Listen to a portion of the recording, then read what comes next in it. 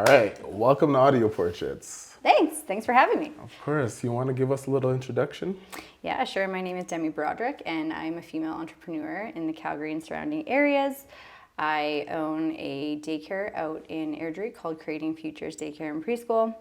I own a early intervention school out in Airdrie as well called the Heart for Children Foundation, and my most recent fun passion project of a business, I guess, it's called Tequila Vida, and it's a tequila beverage company that just launched November 20th in Calgary.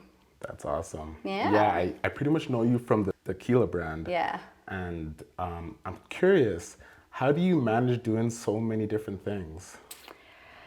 Well, as I would like to pretend that I've got everything together, I have a very strong team of women behind me that help and support me and make sure that I get things done because, to be quite honest, I run around like a chicken with my head cut off with all of the things that I have to do in a day. So it's really helpful to have a strong support system with management, assistants, and whatnot that can really keep me on course to be successful. How did you go about building that team then? I think, trust me, it's not easy. It's really frustrating in the beginning because you kind of weed through people and you figure out what you want and what's going to work and what doesn't work. Personality types. There's a lot to kind of throw into the mix and really make work. But I guess in having proper policies and boundaries and all these sorts of things in place, you get to that point where you'll meet people that will respect them and thrive in the environment that you've created. I also really love giving people the autonomy in their job rather than kind of dictating what they have to do, right? We all have our job requirements to fulfill, but in giving people freedom to complete their tasks and complete their work throughout the day, as long as you get it done, that's all I care about. You want to throw a little bit of flavor on it here and there, great. That's awesome, yeah, because building a team, I feel like you have to be able to, be able to work well with each other, but also to the point where they're still getting the job done, like you said, right? So building a team is very important in building any type of business. Yeah, you're only as strong as your weakest link, right?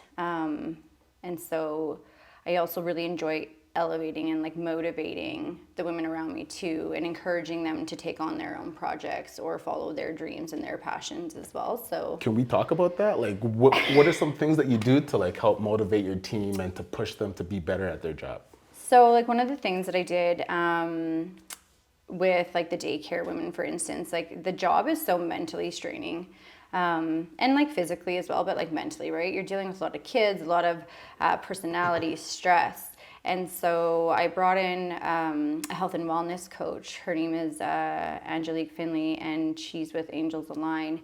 And I brought her in to do a little bit of a workshop with the ladies and just kind of make sure that they're following daily steps or yearly or monthly and setting goals for themselves, whether, it's career orientated or health orientated, however that may look.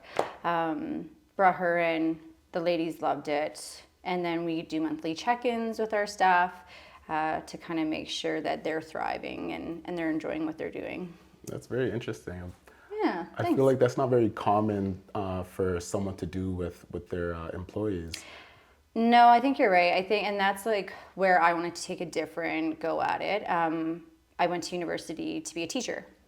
So I've worked with a lot of people. I've had many interesting coworkers. I've had interesting employers throughout the years.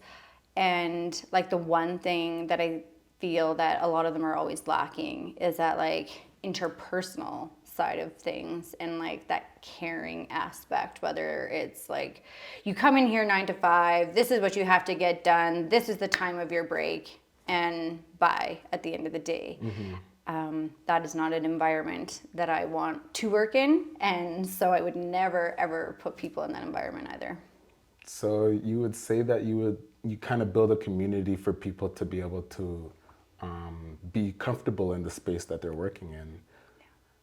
Is there anything else that you, any other types of practices that you do to kind of make that more of an environment for them, a community-oriented environment? I think like staff meetings are important too, and like ownership of your position and your space, right? So we try to get together to do fun things, not work related.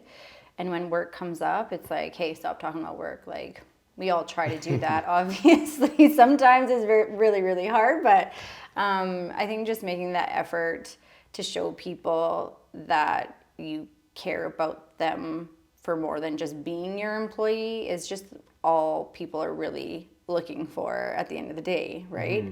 But I don't know. You mentioned them owning their role. What does that really mean? Well, I think it means different things for different 100%, roles. yeah, because like, But I think you go, okay, I'll give you an example. So you go, we were like 17 years old. We were working at a gas station, and you're like working at a till and pumping gas. Well, there's not a lot to be done in the ownership of that role. It's pretty redundant. But when you get into working with like ECEs and EAs, and they've chosen this career path, you want to open up this environment and build this environment that they very much so want to create as their own and own their own time and be responsible and accountable for the things that they choose to bring to the job and the work environment. That's kind of how I guess I would like look at that. yeah, it kind of gives them a little bit more ownership and responsibility in a sense, right? Yeah, and like when you're like a gas station jockey, as I say, I was one of them. That's why I'm talking about them. Like I said, it's just there's not a lot to do. You could still own that role too. I mean, don't get me wrong. I was pumping gas and I was getting tips because I was like super friendly to people and being really nice and kind. But it's just what you make out of your career role or your job role that makes a difference in like your overall success and happiness in life, right? You can come to work and you can be miserable, but if you take pride in what you do and you love what you do, because someone else is also kind of helping that happen and really like watering that environment, I think it makes all the difference in the world. Oh, 100%. I Yeah. agree with that. So you said that you went to school for teaching. Obviously, you being an entrepreneur and owning 3 different businesses, there's a lot of teaching that goes into that because you have to have employees as well, right? Yeah. But I'm also just thinking because when people assume that you went to school for teaching, they assume that you're going to be a high school teacher or something like that. Right. Where in your journey did you detour from that? So just recently, we're coming up on 3 years to celebrate the daycare. I guess it's turning 3 in September, but thank you. And then the other thing, like how that all kind of transpired was I was raised by entrepreneurs. So I was answering the phone when I was in kindergarten, I think. My dad owned, the company at the time that he owned was called Superior Cleaning, and it was a commercial cleaning company in Medicine Hat. So Okay. like they can like City Hall and all that kind of thing, or those sorts of businesses. And I was like, good morning, Superior Cleaning. I never got to answer the phone normal in my entire life because now we've got business telephones and everything, and I mean they did back then, but to save money on small businesses, like my parents just had our landline as their business line as well. So I watched how my parents treated their employees and that they had to manage employees, and the sacrifice of family vacations, or we were gone and we'd have to get like called away at a moment's notice. And so I think that's where that was really fostered, and I knew one day that I would get into business. I never went to business school. I think I kind of learned a lot of what I needed to know just through growing up in the environment itself.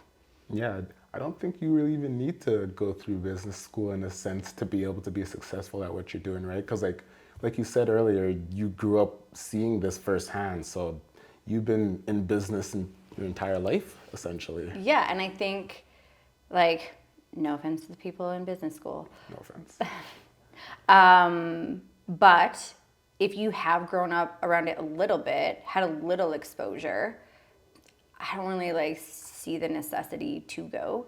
I think the people that are going to business school, like if you have no experience whatsoever in the workforce, because lots of people don't work either through high school. I mean, I got my first job at Dairy Queen when I was like 14 years old, but a lot of people don't have that, right? So they might be stepping out into the workforce for the first time after university, right? So you can imagine going to business school for those people would be crucial in their success. But I just kind of happened to be born into it, so it was nice. So what would you say the benefits of going to school would be?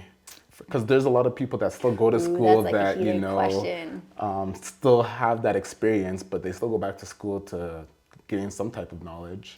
Yeah, and I think that's an interesting question because that's a hot topic right now. Like everyone's looking at post-secondary and restructuring it, and like, is it really necessary? And you have TikTok and social media stars and YouTubers and all these people becoming really successful. But I think like the thing I stress about that is that those are 1 in a million.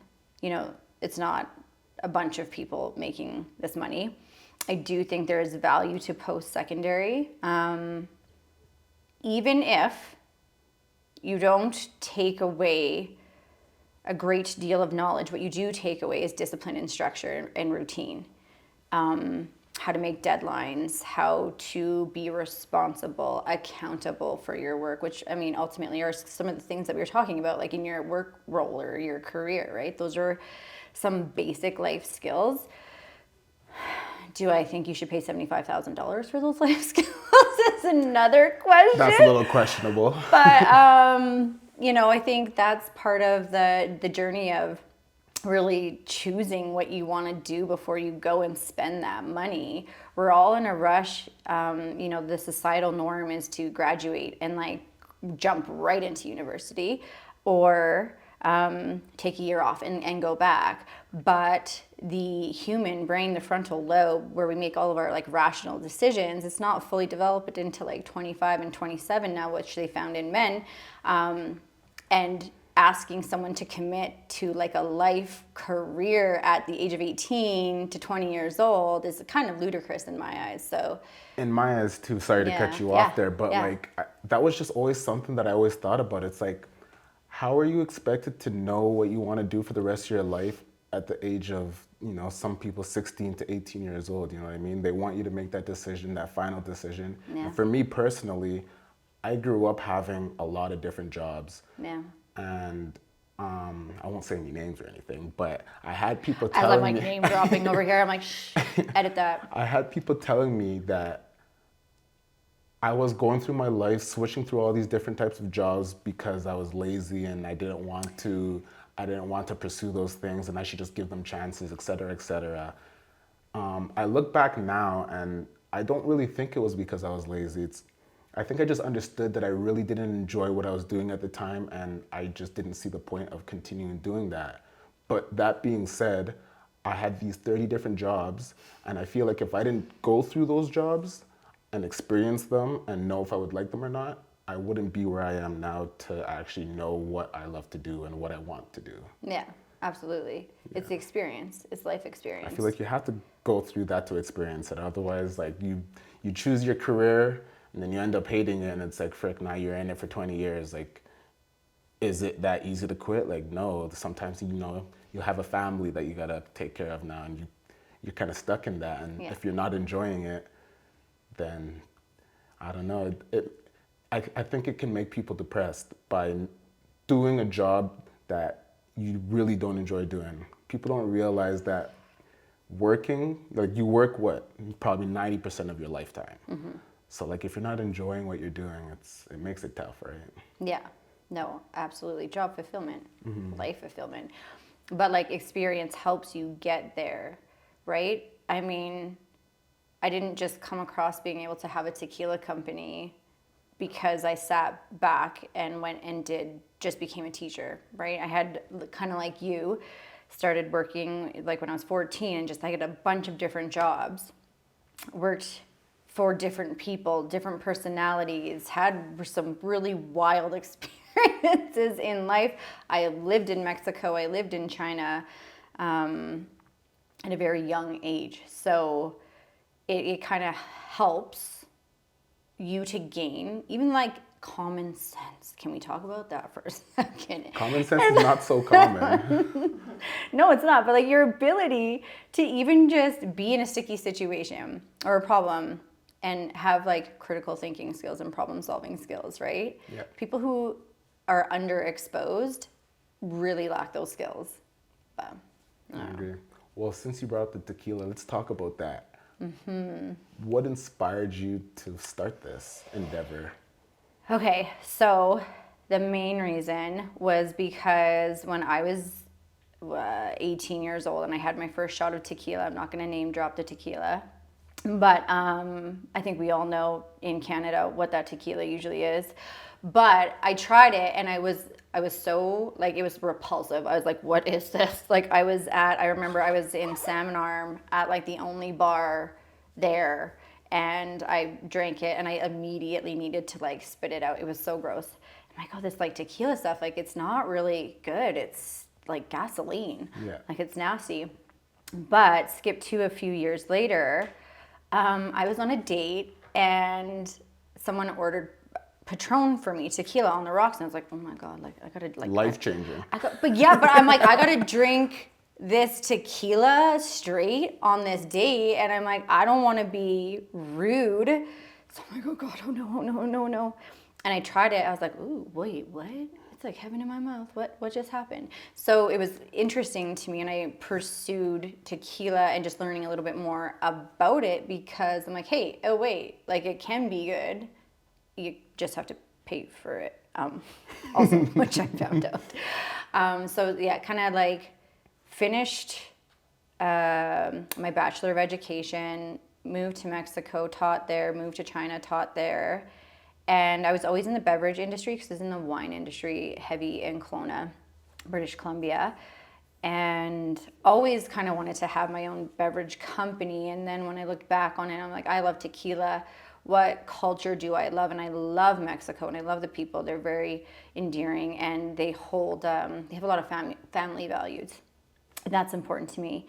And so I was like, hey, like, what about like a local tequila cocktail in a can? I want to ultimately bottle my own tequila, you know, but I'm not like Clooney or Jenner and can just like walk in there and be like, I got like a tequila and then it's gonna fly off the shelves.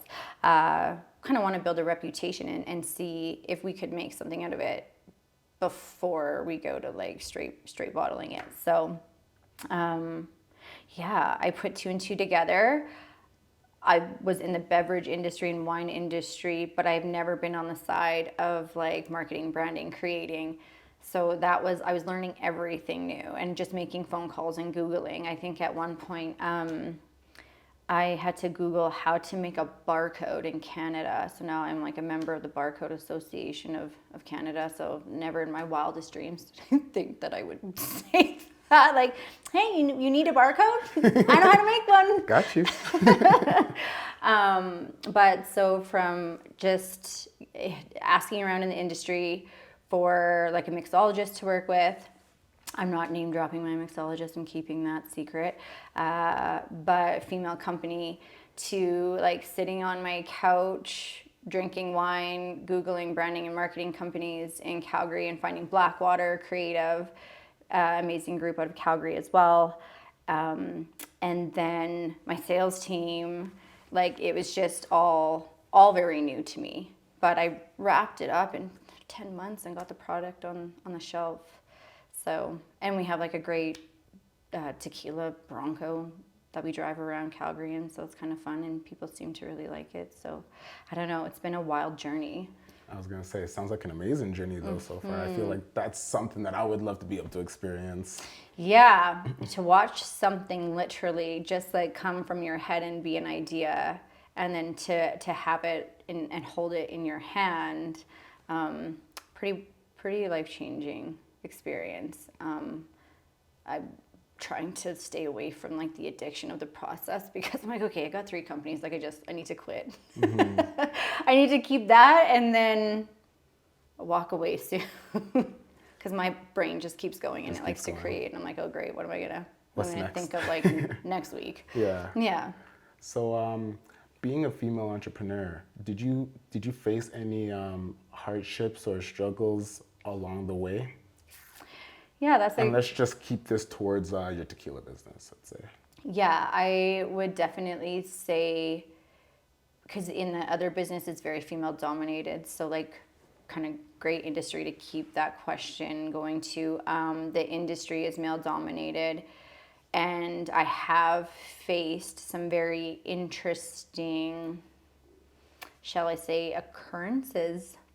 Been in some weird situations, and and I'm still trying to like break that down and really figure out why, because I'm like, why, like, females are great in this industry, they kill it. And so it's very surprising to me that more aren't doing it, and a lot of men are. I think one of the most interesting things that was stated to me by males in the industry were, why are you doing this at this time? You're never going to sell it. Well, I sold out of my first SKU, which was like one of the flavors. We sold out in 2 months. Amazing. So I think, and to me, like I said, I'm trying to break it down and differentiate. Is this a female thing or a male thing? But the interesting thing is, no female said that to me. They just kept cheering me on and saying like, go get it, go get it. And then the men said, okay, but why? And I was like, but watch me. Yeah. So what I was gonna kind of ask is like, do you, being in that industry, do you think those hardships came from just being in that industry? Do you think everybody faces these same issues, or do you think this is because you are a female entrepreneur? I think some of the problems are because I'm a female entrepreneur. And then I think like other problems are just sheer, like any entrepreneur, like those problems anyone would face. So yeah, to answer your question, probably half are just being an entrepreneur, and the other half are being like a female in business, which is also kind of surprising. Like, I thought we were kind of like moving past that whole scenario. Yeah. But I was wrong. Yeah, it's still Lingers. still lingers, and it's still something I think we're working through. But I'm generally hopeful, and I look at it in a positive way that we're all learning something together. Like, I love learning, right? So we can't change the past. We can only move forward, right? So hopefully we all just keep learning from our mistakes, or learning from like the things that may have been like unfair or disrespectful, and we just like continue to move through it together. I don't know. I don't dislike any other genders or anything like that. I just think we have a long way to still go, but we should do it together. I heard something very interesting, and it was like, men and women, we don't compete, we complete each other. So I think that if we look at it more that way, we might achieve these things and work through these things a little bit faster. So what would you say are some things that we could do as humans to be able to practice these things so that that can happen? I mean, I think the younger generation is really growing up with that skill set because of, I mean, I know that someone could argue with me all day with the different sort of culture our kids are growing up with today. But I think there's a certain generation that needs to heal and change. I don't think it's our children, you know, in kindergarten or grade 12. I think they're kind of learning those things about how to treat one another, and being a part of like global citizenship, where I think there's a generation that didn't really learn that. And it was very much so a world of like Darwinism, like survival of the fittest, right? So I think like something that we can do is just like recognize each other as humans, and maybe just strip away everything else, right? So judgment, right? Lots of people see people and they judge like right away. judgment is like a thief of joy, right? So I might just look at someone and have like this preconceived notion of what they would be or who they would be in my head, but they might just turn out to be like the best person I've ever met in my life. So, and at the end of the day, everyone just wants to be like seen, heard, and loved, right? Yeah. So looking at it from more of a compassionate lens than that, like, I'm gonna get it before you get it, me, selfishness. I feel like the world is maybe? abundant, isn't like, I feel like there's enough for everybody out there, but everyone likes to assume that there isn't, and it needs to be a competition. So I need to eat your food off of your plate instead of sharing the plate. Yeah, I 100% agree with that. That is, and that's like the generation that I'm saying that were brought up, that they had to get there. Yeah. There are some things being taught at school and some things not being given at school, I think, to try to like mitigate that and show that like we can all win together. And you know, I think like some things that like in the last couple of years, and especially like after COVID and stuff like that, some of these things where people have like really rallied together for their rights, their beliefs. I think it's a huge testament to we're like stronger in numbers, right? Yeah. And yeah, but trying to kind of get that into people's everyday practice and mindset is a different story. Yeah, I agree. Yeah. What are some unique skills or perspectives you think you bring to the industry? I think that I bring relatability to the alcohol industry. I think one thing that I really noticed that it was lacking was people just being personable, right? It was very much, and kind of like what I was talking to you about at the beginning, about giving people autonomy and like wanting to know people, seeing people, all those things. People don't do that in the alcohol industry. They're like, hey, like, how you doing? This is like how much this costs. Are you going to take it? Are you going to leave it? Move on and move forward. Like transactional. Very transactional. Yeah. And so I don't do that. That's not the way I work. It's not the way I have ever approached anything. I bring relatability to everything that I do and kindness. Because you would be amazed at how many times we've walked into liquor stores or restaurants or anything like that. And they're like, oh my God, like, it was really nice that you just asked me about my day and like sat here and chatted about life rather than about the dollars and cents of the product you're selling. And do you want to just come back and hang out? And I'm like, oh, okay, cool. And I'm flattered. Like, but it also, at the same time, like that makes me realize that's the unique component I bring.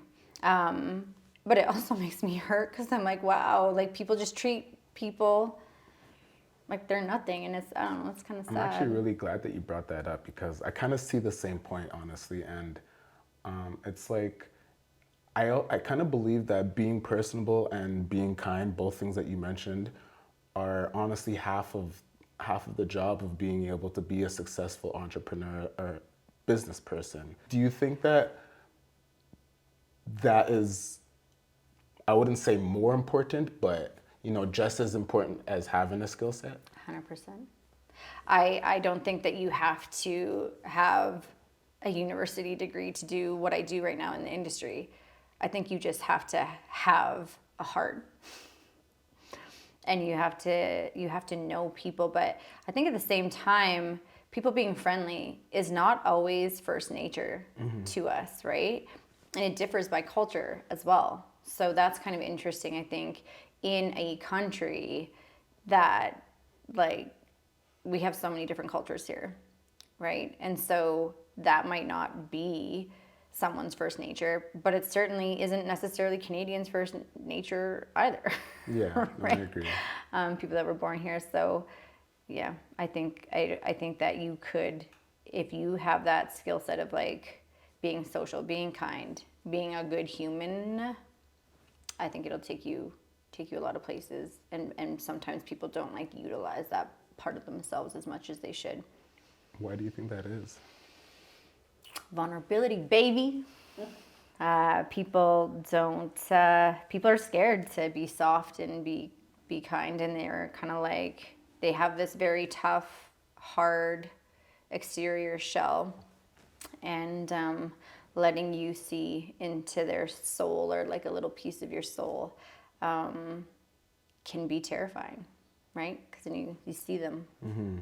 I feel like, yeah, I definitely agree with that. It's like, how do we find a way to kind of break out of that, to be able to believe that the soft skills are actually important to have and to not avoid? Yeah, how do we find a way out of that? Well, you've asked me the $1,000,000 questions. No, I don't know. I think it's exposure and teachings, and like do as I do, not as I say. Like you see a lot of people, like actions matching words too, right? So you have to like surround yourself with people who inspire you, people who are like-minded. So if you are surrounded by people who are superficial, well, what do you think you're going to turn out to be, right?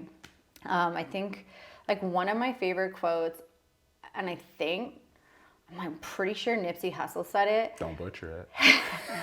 but it was like, thanks.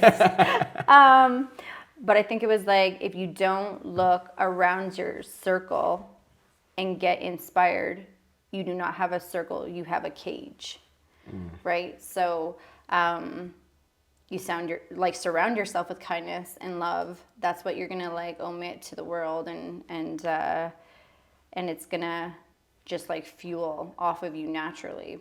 But like I said, if you hang out with superficial people who are climbing to the top, leaving everyone behind, you're also gonna turn out like that. I agree. Yeah.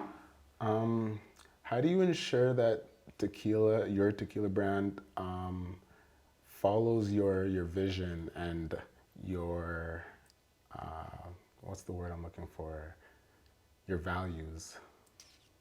How do I make sure that we like have that?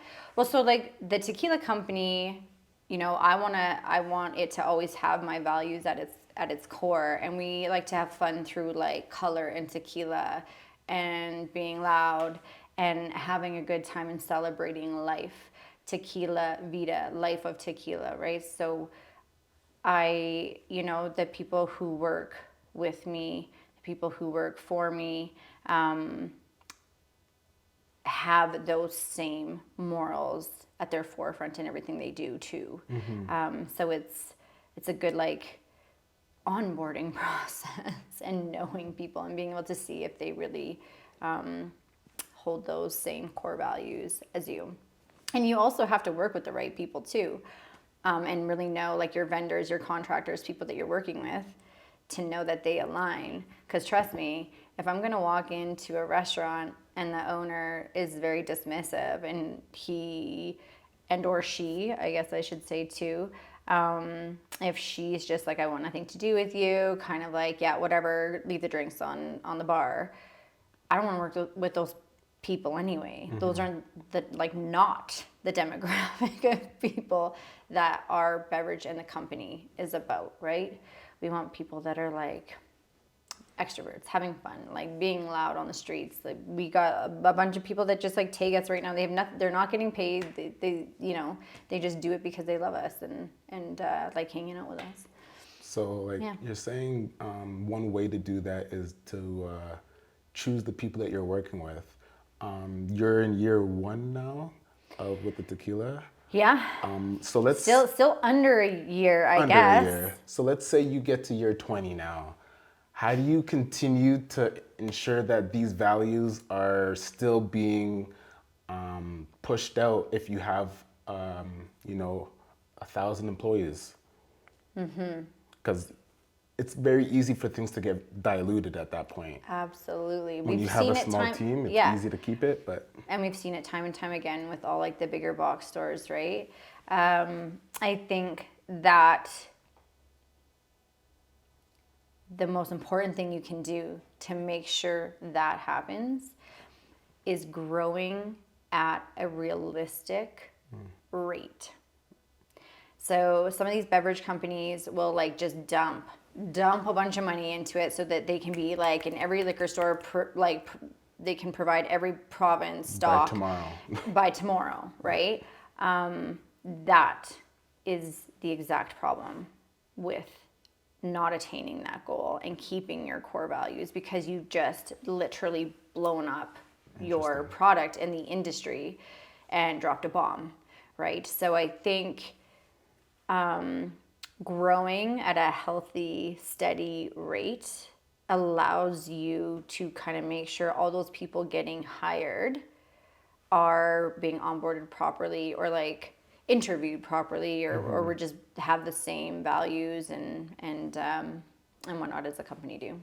So what would you say, how can you tell when it's the right time to take that next step? I think we just have like specific milestones in place, right? So how many liquor stores, on-premise places do we want to be in? And like, are we at capacity? Do we feel comfortable with the job that we've done in Alberta? Yeah, if the answer is yes, let's move to BC.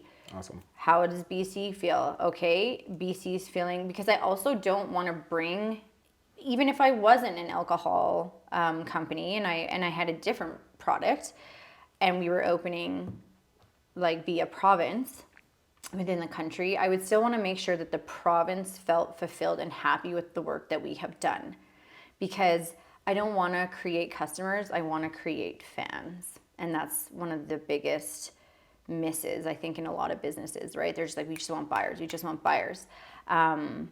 But for me, I'm like, I want people that really believe in us and want to stick with us and promote us, right? So yeah, just kind of assessing the needs of the province we launch in, see if we've done a good job, see if things are going well. Okay, then take on another one. And we're about to launch in our next province, so that's pretty exciting. I love that. Yeah, I'm not going to say what it is because no one really knows. It's not been announced on social media, but we're going to do that. And then eastwards, I think we go. I love what you're doing with trying to keep those values aligned with everything, and not trying to just have customers, but to try to have fans, as you say. And I'll definitely say that I'm a fan of it. And you're doing a great job, so keep doing what you're doing. Thanks. I appreciate you. Can you talk about your kind of like your drink offering right now, and what are you looking to offer in the future? So some of the amazing products that we're offering right now, we have the Tequila Vida Margarita and the Tequila Vida Paloma. Those are our only two flavors, but we are going to be expanding into some fun creative flavors here soon. Also that, which I cannot say until we do, but the goal and the vision behind both of those recipes were to very much so be like we were cutting a fresh lime and like squeezing it in that cup, right? The handcrafted margarita, that sort of like sour, little bit of sweetness to it, salt on the rim. And I think that we've really achieved that. My mixologists, they did an incredible job. They actually nailed it in round one. I had them make 3 renditions of the margarita, but they got it in one. So I went back. The Paloma was a little bit more difficult, I would say, because Paloma is such like this like drink that you have in that clay cup down in Mexico. So I was pretty picky about it, and grapefruit is just a little bit more difficult to work with than lime, for instance. For sure. We use lime in like all cocktails, so many, but grapefruit is just a little bit more difficult to balance. So I had them make 7 renditions of that before I chose. Yeah. They were like, oh, well, the margarita's great. So this is, you're a bit picky here. I'm like, yeah, I know. They're hoping for round 1 on that one as well. I'm kind of curious, like, how do you narrow so many different types of flavors that are around the world into one? Like, how do you choose one? And like, how are like, you don't have to say what the next one is, but like Yeah. how did you go about choosing the next flavor that you want to release? Yeah, so the next flavor actually is the flavor that I would have loved to have started with. But from what we know about just people's like palate, basically, is that people really like lime and they really like grapefruit, right? So you kind of have to play it safe and ease yourself into the market and say like, hey, this is us. But I actually, that was like the first one that I ever wanted to create. And I think it's probably just through drinking a little bit.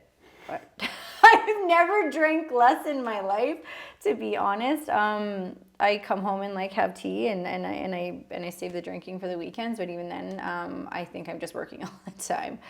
But I have a couple of friends who are really great bartenders, and they come over and we like play around and experiment with tequila and fun weird flavors. But when you come to putting it in a can, that's the problem, right? Like that's the tricky part. That's the part where I can't just be like, hey, this is what we did at my house, even though that's actually legal, by the way. Weird. I thought that there was some sort of like, at least like beverage chemist sort of paperwork I'd have to fill out, but you don't. Anyhow, they know how to balance acids and all that kind of stuff, right? That's why they're their profession. But yeah, the next one is just one that I've always wanted to do because I don't think I've seen it successfully done in the industry yet. All right, well, I'm super excited for it. What is something that you wish for people to take away from the tequila business as a consumer? Yeah, I think that I want people to, like, we really boast about the all-female created brand power, right? So I think that one of the biggest things I want others to take away from, and especially females, is just like, girl, you got this. Like, you can do this too. And like, we're all welcome here. So, and we can all be welcome and celebrate over great tequila. That's kind of like what I hope people take away from it. I love it. Yeah. All right, so we're gonna wrap up here pretty shortly. I have a segment called Guest to Guest where our previous guest leaves a question for the next guest. Oh, great. So I got a question here for you. Okay.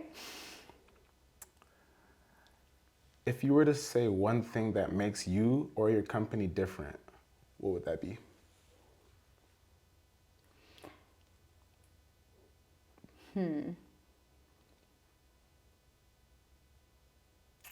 One thing? Just one thing. Got to narrow it down.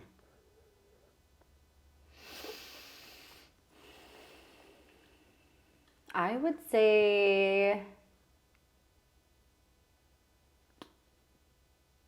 relatability. I love it. Yeah. I want that like person to person, human to human connection. So, yeah. I love it. Great answer. Thanks. Well, thanks for being on the show today. Yeah, I Really enjoyed it. Yeah, it was a great conversation. Yeah, thanks. No problem. And if you guys didn't like that, better luck next time.